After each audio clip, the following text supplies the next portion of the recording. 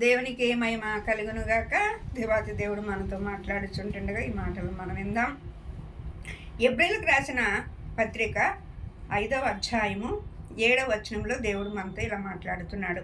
యేసు ప్రభు వారు కూడా ఆయన శరీరధారిగా ఈ లోకానికి వచ్చాడు. ఆయన మరి శరీరధారిగా ఈ లోకానికి వచ్చినప్పుడు మరి దేవునితో సమాన భావముగా ఎంచుకొనక ఆయన మరి అబ్రహాము కుమారుల్లో ఒకడుగా ఆయన జన్మించి ఉన్నాడని ఎబ్రిల్కి రాసిన పత్రికలో ఆయన చలవిస్తూ ఉన్నాడు. దేవదూత స్వభావమును ఆయన ధరించుకోలేదని దేవుడు వాక్యం చలవిస్తూ ఉంది. ఇక్కడ దేవాతి దేవుడు యేసు ప్రభు వారు అంటండి శరీరధారిగా వచ్చినప్పుడు ఆయన ఆ దినములలో మహారోదనను కన్నీరియు మరణము నుండి రక్షింపగలిగిన దేవునికి ప్రార్థనను యాచనను సమర్పణను చేసెను. భయభక్తులు కలిగి ఉన్నందున ఆయన అంగీకరించబడను. ఆయన కుమారుడై ఉన్నాడు. దేవాతి దేవుడు కూడా మనమందరము దేవుని కుమారులమై ఉన్నాం, దేవుని బిడ్డలమై ఉన్నాం. మీరందరూ సర్వశక్తిని కుమారులై ఉన్నారు అని దేవుని వాక్యం చదివిస్తూ ఉంది.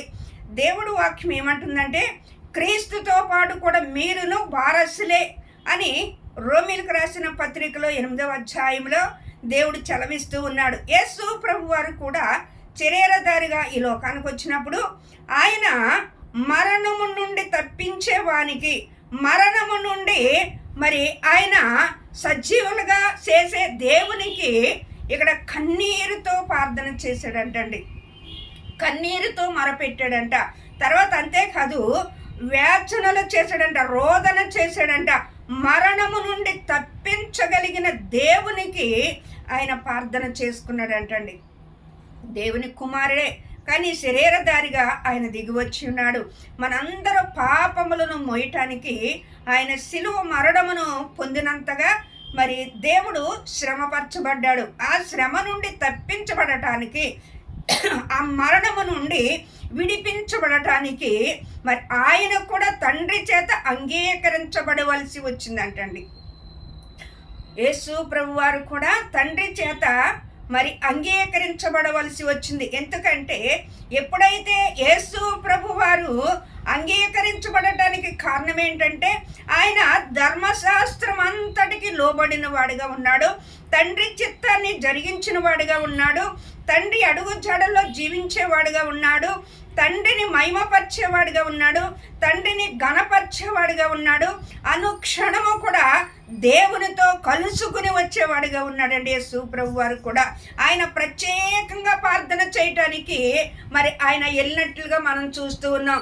ఆయన ప్రత్యేకముగా దేవునితో గడపడానికి సమయాన్ని తీసుకునేవాడు.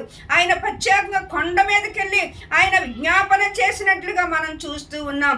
మనము కూడా మనం శరీరధారులుగా ఉన్నాం.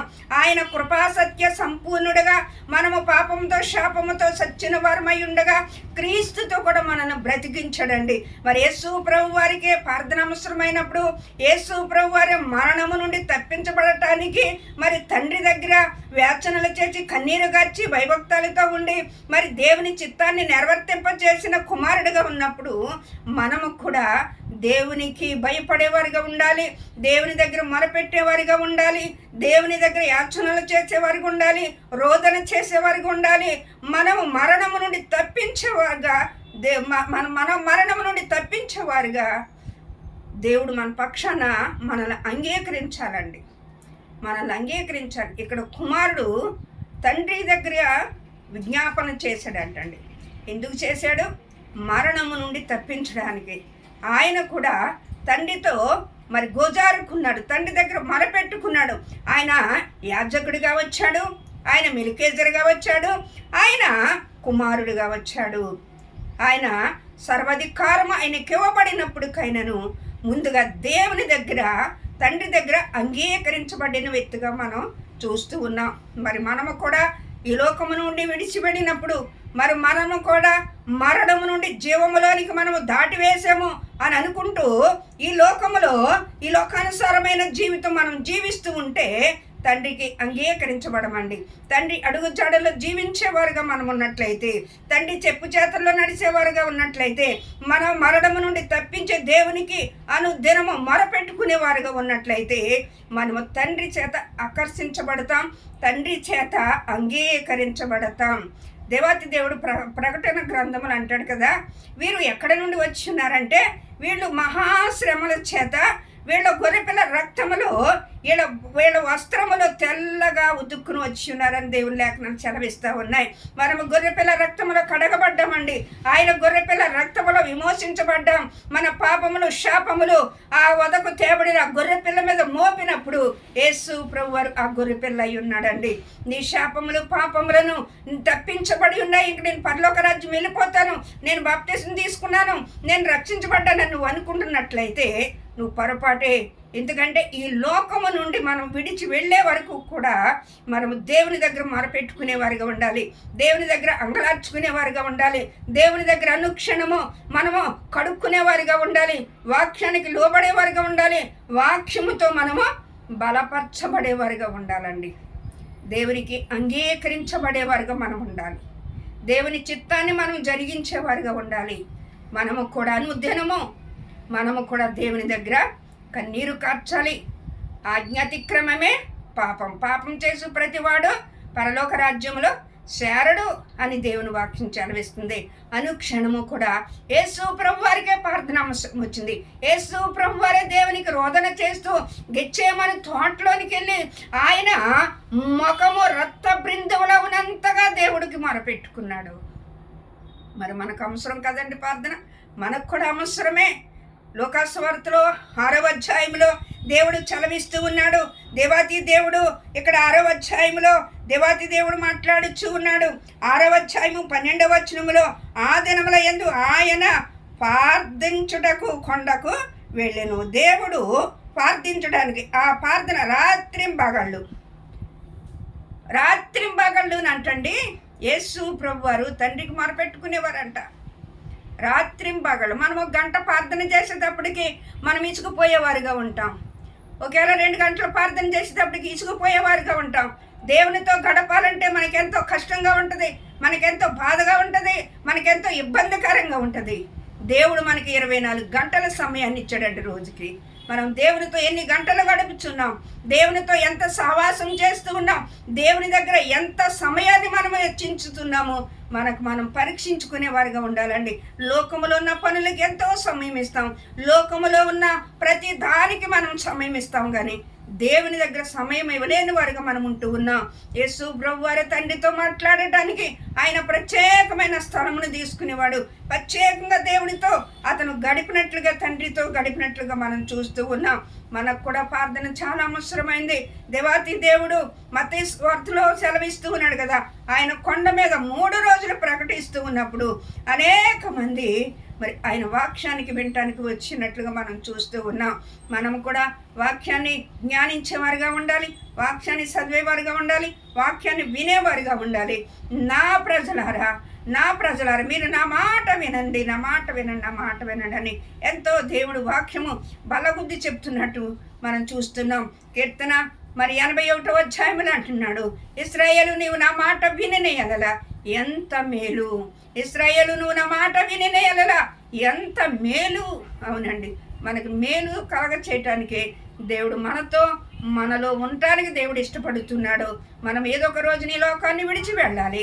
దేవుడు అందుకనే ముందుగానే ఆయన వచ్చి ఆయన ప్రియ కుమారుని నీ కొరకు నా కొరకు పంపించి ఆయన మరి శిలువ మరణమును మన కొరకు నలగొట్టుకోవడానికి తండ్రికి ఇష్టమైంది, కానీ మనల్ని నలగొట్టుకోవడానికి తండ్రికి ఇష్టం లేదండి.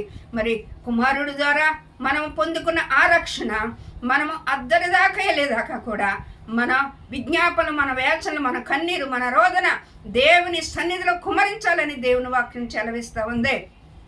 మరి ఈ లెఫ్ట్ డేస్లో 40 రోజులే ప్రార్థన కాదండి, ఈ 40 రోజులు ఉపవాసం ఉండటం కాదు, కానీ మనము ఈ లోకాన్ని నుండి విడిచి వెళ్ళేంత వరకు కూడా తండ్రితో సహవాసము కలిగిన వారిగా మనం ఉండాలి.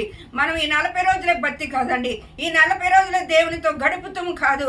మనము లోకస్తులాగా మనం 40 రోజులు, నెల, 15 రోజులు ఇలా పెట్టుకుంటాము కాదు, కానీ మనము అనుక్షణము కూడా దేవుళ్ళు గడిపేవారుగా మనం ఉండాలి.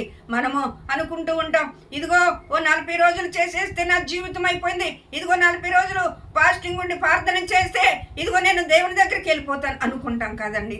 మనము అంతము వరకు కూడా, ఈ లోకం నుండి విడిచిపెట్టేంత వరకు కూడా మనము దేవునితో గడిపేవారుగా ఉండాలి. మన భక్తి మన ప్రాణం పోయినంత వరకు కూడా, ఈ లోకమును విడిచి దేవుని దగ్గరికి వెళ్ళేంత వరకు కూడా మన విశ్వాసముతో వేచన చేస్తూ, కన్నీరు గారుస్తూ, దేవుని అడుగుజాడలో జీవిస్తూ, దేవునికి భయభక్తులు బ్రతుకుతున్నట్టుగా మనము ఉండాలని దేవుడు వాక్యం కోరుకుంటూ ఉన్నది. మనం అంతము వరకు దేవుడి దగ్గర మనము బతులాడుకునేవారు, యాచన చేసేవారు, మన తప్పును కడుక్కునేవారు, ఒప్పుకునేవారుగా మనం ఉండాలండి. తన తప్పును ఒప్పుకున్నవాడు నిర్దోషిగా తీర్చబడతాడు అంటున్నాడండి. మరి ఈ లంచ్ డేస్లో మరి ఫాస్టింగ్ ఉంటున్నాము. ఈ 40 రోజులు బత్తి కాదండి మన బత్తి.